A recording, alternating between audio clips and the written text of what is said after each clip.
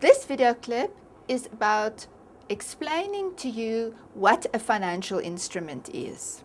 Right, now once again we've got the surplus units and the deficit units, and we've said that the surplus units have excess funds which can be transferred to the deficit units. So money is going to flow from the surplus units to the deficit units. But the surplus units want some kind of proof that they are going to get something in return for these funds sometime in the future. And that proof is a financial instrument.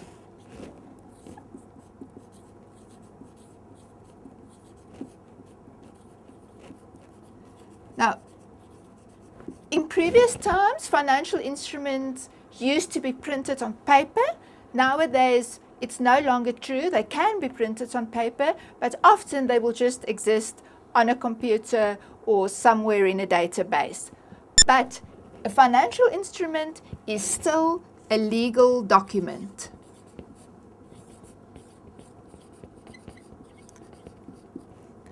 And it is a legal document that will tell you that you are entitled to future returns.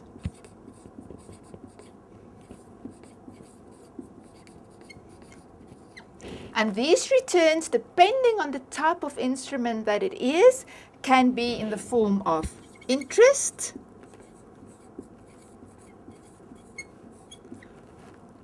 or if it's shares, it can be in the form of dividends,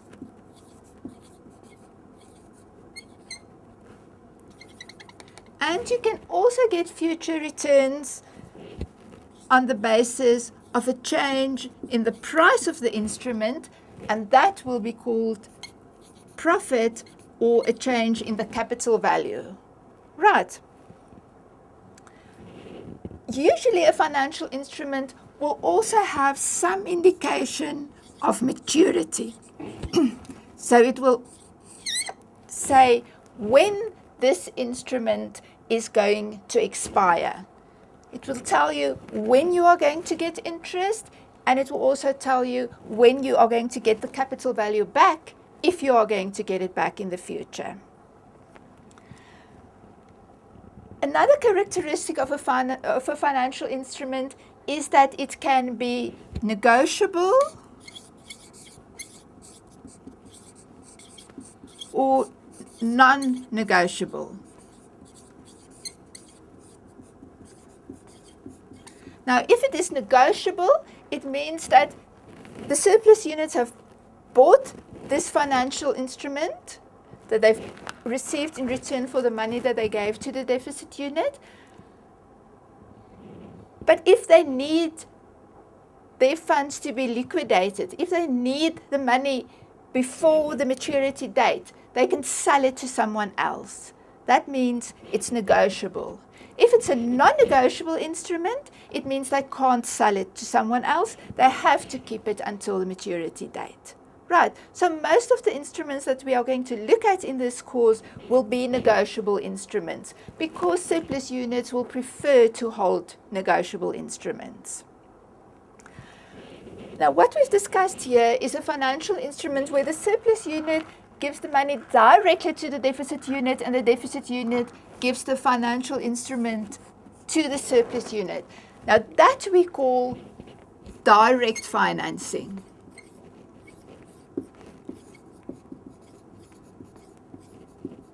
And instruments that are created in this way are called direct instruments.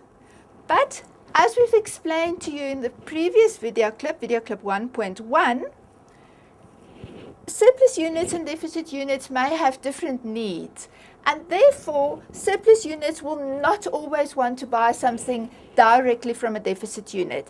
They might prefer to put their funds with a financial institution.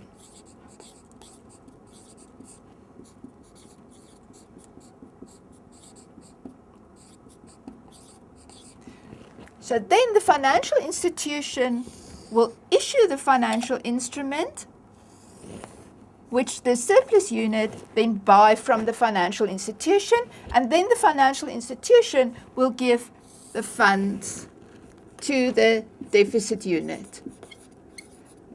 So you can see in this case, there's no direct communication or direct link between the deficit and the surplus unit. It happens via the financial institution.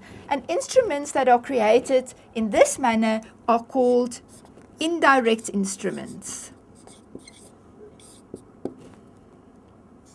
So all instruments that are issued by financial institutions and from which they then use the funds to provide to the deficit units, they are called indirect instruments. Right, so now we've explained to you what a financial instrument is. We've explained to you what direct financing is and what indirect financing is. And we've also explained to you what the difference is between a negotiable instrument and a non-negotiable instrument.